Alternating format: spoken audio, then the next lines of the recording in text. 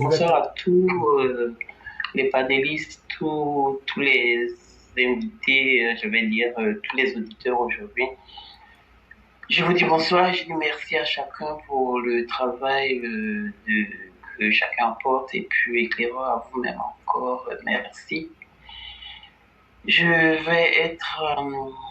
vais pas pouvoir rester longtemps avec vous parce que je tombe déjà de sommeil, mais éclaireur, vous allez me permettre. Fiona, bonsoir. Berthe, bonsoir. Monsieur Eyan Koulou, bonsoir. Et aussi Monsieur Soumbiata et tout le monde. Bonsoir à chacun de vous. Éclaireur, vous allez me permettre de m'exprimer un peu sur une question qui me dérange un peu, c'est la question de, comment dire ça, de l'intellectuel en Côte d'Ivoire, le niveau de l'intellectuel en Côte d'Ivoire, ça me pose toujours problème. Cela m'amène à réagir sur l'émission du 2 juillet, je crois, NCI, et je vais faire, avec sa allusion à M. Bougassako Gervais. Le monsieur, il nous dit que lui, il est intellectuel et qu'on devrait souffrir que lui réfléchisse. Moi, j'ai envie de lui demander sur quoi il réfléchit, en quoi est-ce qu'il est réfléchi d'ailleurs, et ça me pose problème. Il s'agit de savoir vraiment c'est quoi un intellectuel dans cette... Parce que plus d'une fois et plusieurs fois, les gens ils viennent sur les plateaux télé et puis voilà, ils se vantent d'être intellectuels. Et des fois ça fait honte. En l'occurrence, Monsieur Bougassako Gervais. Nous devrons souffrir que lui réfléchisse, qu'ils ont été à l'école, donc ils sont des intellectuels. Je dis quelle vulgarité, vraiment, c'est vulgaire. Est-ce qu'il suffit d'avoir été à l'école pour se qualifier, non, pour prétendre être intellectuel? Je dis que ça suffit pas. Hein. Quand M. Bougassako se qualifie d'intellectuel, alors qu'il vient sur ce même plateau dans le même temps défendre un nul qui est Laurent Gbagbo, je me dis il y a il y a trop de confusion quoi. Parce que pour que lui soit un défenseur de Laurent Gbagbo, un fanatique de Laurent Gbagbo, on va dire soutien à Laurent Gbagbo, je suppose que c'est parce que Laurent Gbagbo est lui-même déjà intellectuel, c'est-à-dire qu'il aura sans doute réussi des choses, ce qui n'est pas le cas. En Laurent Gbagbo, il n'y a que la nullité, il n'y a que le braquage, il n'y a que la bassesse, il n'y a que le vacarme, il n'y a que la violence.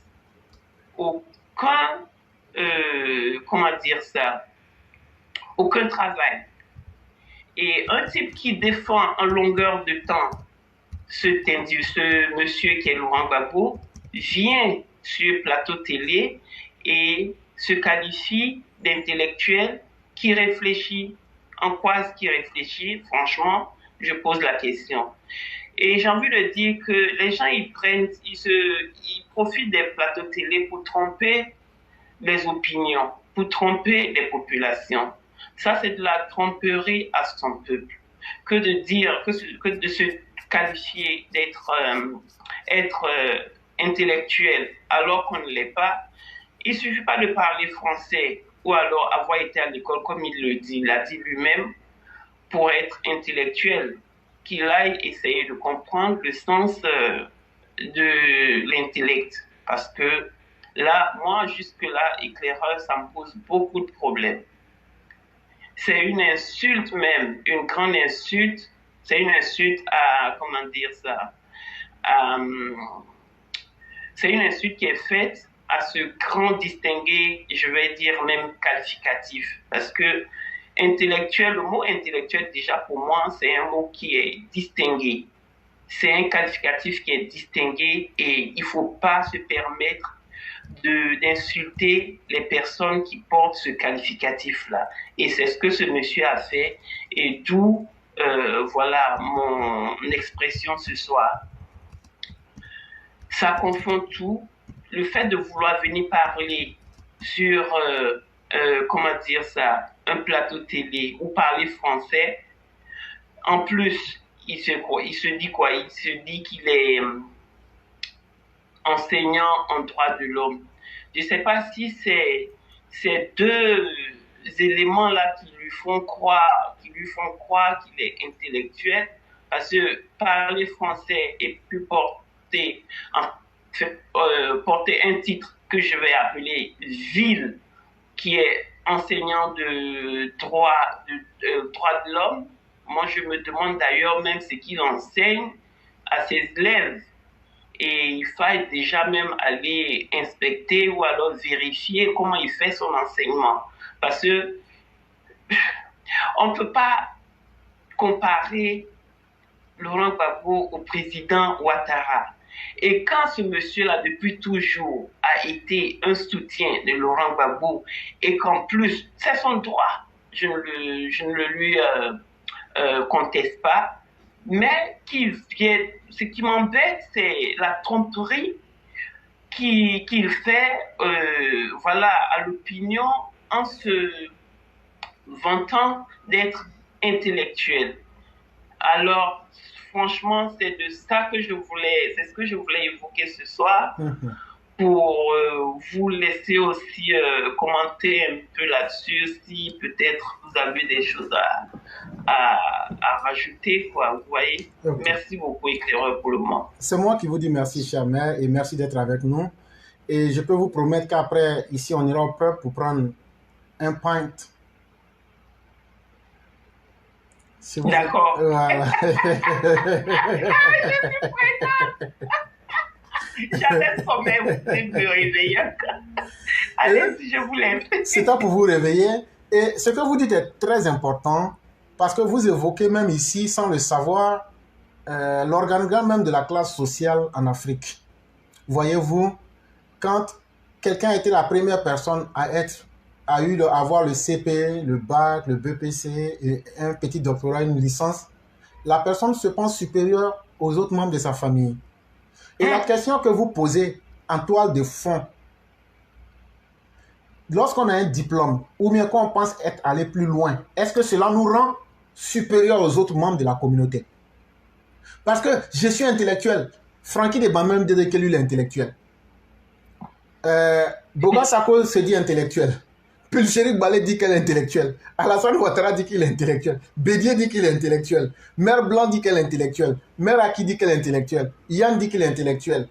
HMC dit qu'il est intellectuel. Le roi du printemps dit qu'il est intellectuel. Mais c'est que tout le monde est intellectuel?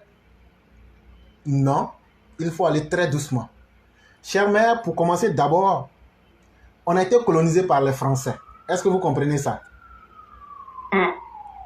Et lorsque les Français étaient là, qu'on veuille ou pas, dans toute société, il y a des travaux qu'ils ne pouvaient pas faire. Ils ont formé parmi les Africains qu'ils ont trouvés, on les appelait les indigènes, dans tous les pays de l'Afrique occidentale française, si je prends le cas de l'Afrique de l'Ouest. Et donc, nous les Noirs qui étions là, les Blancs, quand ils sont venus, ceux qu'ils ont trouvés sur le terrain, là, on nous appelait tous les indigènes. Est-ce que vous comprenez ça? Et parmi ces indigènes-là, ils ont trouvé une catégorie à qui ils ont donné la chance d'être un peu plus proche d'eux pour apprendre quelques rudiments. Et pour les différencier des autres, on a appelé ces gens-là des indigènes évolués. Et quand on leur a mis ça dans la tête, eux, ils ont pensé qu'après le blanc, là, c'est eux. Et que les autres, de là où ils viennent, là, eux, ils sont mieux que leurs propres parents. En fait, M. Boga Sako, comme beaucoup d'Africains, souffre du complexe de l'indigène évolué. Parce que ta condition d'indigène, elle te colle à la peau. Mais tu penses être mieux que ton origine. Mais tu ne seras jamais comme aussi celui qui t'a donné une place. Un intellectuel n'est pas quelqu'un à qui on donne une place. Or, si Boga Sako dit, ou beaucoup d'Africains disent qu'ils sont intellectuels parce qu'ils ont un doctorat, je dis, mais mon Dieu, donc sans le doctorat, vous n'êtes rien. Vous n'êtes pas des intellectuels. Parce qu'on pourrait partir dans le Larousse, tomber dans les petites définitions. Non, non, non, non, non. Mais dans la vraie vie, là, on dit, ce que tu as appris, là, ça apporte quoi? Voilà ce que la vie nous demande. C'est comme la vie ne demande pas autre chose. Quand un malade est malade qui rentre à l'hôpital, là, est-ce qu'il est guéri? La vie n'est pas compliquée. La vie nous pose des choses en termes très simples. Je suis malade, je suis à l'hôpital. Est-ce que je suis guéri ou pas? Si je ne suis pas guéri, même si on dit que c'est le meilleur hôpital, pour moi, c'est le mauvais hôpital. Un enfant qui est là, si tes parents n'arrivent pas à t'occuper de lui, quel que soit ce que vous allez dire, l'enfant va vous considérer comme des mauvais parents. La vie ne demande pas qu'on aille faire des doctorats. La vie demande des résultats concrets. Est-ce qu'au moment où lui, il encourageait le CNT et il promettait les enfers en 2020 pour conduire aux morts, est-ce qu'il était intellectuel ou même il n'était pas? Ça, voilà une première question que je pose. Maintenant qu'il a créé une ONG qui supposément devrait protéger pour qu'il n'y ait pas de violence, qu'est-ce qui a permis à M. Boga Sako aujourd'hui de faire une telle prise de conscience? Et qu'est-ce que lui sait que nous autres nous ne savons pas pour que lui crée par anticipation une ONG pour dire que c'est nous on sauve les vies? Quelqu'un qui se contredit lui-même en moins de 3 ans ne mérite pas le titre d'intellectuel. Ah, ça. Boga Sako, tes propos de 2020 sont là. Il suffit de les prendre et de reprendre ta dernière émission du NCI. Quand on les colle là, tu deviens un vide intellectuel. Parce que le mot intellectuel, on peut l'appliquer à tout. Mais ce que tu oublies là, c'est qu'on peut avoir aussi le vide intellectuel. Et c'est ce que tu représentes. Si tu ne veux pas le terme complexé, indigène, évolué, tu représentes un vide intellectuel. Parce que, même, on peut rentrer dans les grandes théories pour essayer de définir, mais moi je vais très simplement, on aurait pu partir de Karl Marx pour définir tout, mais partons simplement. Chers mères, voyez-vous, le vieux qui est au village, qui maîtrise les saisons, alors qu'il n'a pas un livre en main, qui te dit cette saison-là, il y aura 6 grandes pluies. Si tu dois planter tes plantes, il faut les planter à telle période, de tel jour à tel jour. C'est celui-là qui est un intellectuel. Parce qu'il mène un grand travail, un travail qui fait ses preuves et qui sont incontestables. Voilà ce que moi j'appelle un intellectuel. J'avoue. Parce que ce travail-là va donner un résultat qui sera à la satisfaction de la collectivité. C'est comme parler des politiciens. C'est pourquoi j'ai dit, si on concède le terme politicien à tous ceux qui font la politique en Afrique, il faut alors les distinguer par ceux qui sont des véritables hommes d'État. Parce que ce n'est pas parce qu'on fait la même chose que forcément on est tous identiques. Si les autres sont des politiciens, dans la politique, Alassane Ouattara devient un homme d'État. Parce qu'il a une vision pour son peuple et il a des actions concrètes. Par contre, ceux qui sont des politiciens sont là pour utiliser la malice, la tromperie, la fourberie pour essayer de distraire leur peuple et les faire tourner en rond. Et donc, malheureusement, au nom de cette supposée classification, hiérarchisation des classes africaines, beaucoup de personnes sont allées dans l'école occidentale. Le savoir qu'ils ont eu là, que ces personnes ont eu, pardon, n'a servi à rien qu'à parler le français, à embêter les oreilles de nos propres parents, mais ils n'ont jamais été capables de nous apporter quelque chose de concret pour dire, bon, moi je suis allé à l'école, voilà ce que j'ai apporté aujourd'hui. C'est comme par exemple, quelqu'un qui vient en Occident qui dit, moi c'est Jossi j'ai fait, mais j'ai nourri ma famille, je m'occupe bien de ma famille, j'ai pu réaliser mais qu'est-ce que cette personne a envié à quelqu'un qui est ici, qui travaille à Wall Street? Puisque à la fin de la vie, c'est comment atteindre mes objectifs de vie. Et c'est ça le rôle d'un intellectuel. Que Boga Sako nous dise, depuis que lui, le professeur des droits de l'homme là, est-ce qu'il y a une science qui dit qu'il faut soutenir des anarchistes pour créer la mort? Si ça aussi c'est la défense des droits humains, il faudrait qu'il fasse son bilan de conscience pour nous expliquer. Parce que c'est pas loin, c'est pas en 2020 là. Mais malheureusement, ils essayent de blaguer beaucoup de personnes parce que la première chose qu'ils vont te montrer, ils vont porter une veste. Et puisqu'ils ont ça avec un faux diplôme, parce qu'un doctorat même n'est rien d'autre si tu ne produis pas quelque chose pour laisser à la postérité. En réalité, quelqu'un peut avoir le CEP, mais cette personne-là a été utile. Allez prendre nos premiers parents. Je veux parler de nos parents qui sont allés dans la colonisation des années 60 jusqu'à 70. Mais leur CP là, c'est mieux que le doctorat aujourd'hui. Parce qu'ils te font quand ils te font une dictée. Mais il n'y a pas de faute dedans. Mais allez reprendre aujourd'hui les doctorants ou même les docteurs même d'aujourd'hui. Il y a eux-mêmes qui ne savent même pas comment on fait l'accord des mots qui se terminent à al. On a vu ça en Côte d'Ivoire. Un docteur qui dit un cheval, des chevaux ou même des chevaux. Oh, passons dessus. Je vous jure que j'ai vu ça dans une émission en Côte d'Ivoire une fois. Mais que c'est désespérant. Mais tous ceux-là aussi se font appeler intellectuels.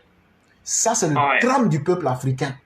On a pris des complexés notoires, des anti-modèles et des improductifs parce qu'ils ont un papier en main. On leur donne l'importance en les laissant parler, en leur donnant tout le respect qu'il faut, mais ils n'apportent rien à la société. Il faut s'en méfier parce que l'Afrique et le monde n'a besoin que de ceux qui peuvent faire du pragmatique, qui peuvent apporter un résultat. Que vaut un docteur en médecine? C'est pourquoi j'aime bien les États-Unis. Eux sont très concrets. Quand tu es docteur ici, je ne sais pas si en Angleterre c'est la même chose, on met MD. Sans doute, je ne suis pas trop sûr de ce qui accompagne cette MD, Medical Doctor. Ah non, je ne saurais vous le dire, mais aux États-Unis, eux, ils sont très spécifiques. Quand tu dis tu es docteur, on dit tu es docteur en quoi? Si tu dis c'est MD, Medical Doctor, donc on va voir tes productions dans les revues scientifiques et puis sur le terrain. Sinon, après, là, tout ce que tu vas dire, on va dire à toi, il faut quitter là. C'est de ça. On n'a pas besoin de haut-parleurs ou même d'ableurs. On a besoin d'hommes concrets qui apportent des choses. C'est pourquoi vous verrez aujourd'hui, ils ont tous ces gros diplômes-là, mais ils sont assis sur Internet et c'est eux-mêmes qui supplient pour aller sur des plateaux de télévision pour que les gens leur donnent une certaine importance. Mais nous autres, ça nous fait rire parce qu'on sait qu'il n'y a rien derrière. C'est ce que j'allais dire comme réponse. En effet, ça fait rire. Vraiment, ça fait rire. Nous en rigolons d'ailleurs. Éclairage, je vais poser... En fait, ces gens, ils étaient là. Ils étaient plusieurs comme ça à faire de la manipulation dans cette émission-là, ce jour-là. Et si vous voulez bien, il y a un livre de Janvier Onana que vous pouvez lire. On appelle ça « Le sacré des indigènes évolués ». Ça va vous démontrer toute la vilainie de ces personnes-là. Voilà. D'accord, merci beaucoup. Merci pour l'info. Et heureusement, Alafé Wakili a su quand même, on va dire, recaler un peu ce même monsieur Bouga Sako, qui, voilà, avec un grand air, je ne sais pas si il se le demandait ou il demandait aux autres, mais qui a osé tirer le nom de ce bougnoul de la liste électorale. Mais je regarde ses airs et puis je suis stupéfaite en fait, vraiment stupéfaite. Heureusement, Alafé Wakili lui a éclairé ces questions qui étaient des questions juridiques et tout ça, juridictionnelles. Et puis, du coup, le même monsieur Bouga Sako, qui faisait dans la manipulation, à la réponse de Alafé Wakili, et on va dire rentrer dans sa coquille. Et vraiment, je le dis ça pour saluer cette intervention-là de recalage, on va dire somptueux, recalage somptueux même, je vais dire, qu'a fait Alafé Wakili. Je veux encore saluer ça au passage et pour dire que merci d'avoir fait ça, parce que ces gens tellement ils étaient venus tous la plupart étaient dans la manipulation, qu'il fallait quand même un peu de cette clarté-là de la part d'Alafé Wakili pour calmer un peu ce monsieur qui se dit intellectuel de je ne sais quoi, intellectuel pour, comme vous l'avez dit, pour ne rien pouvoir apporter à sa société. Dans ce cas, qu'il aille vraiment essayer de comprendre encore le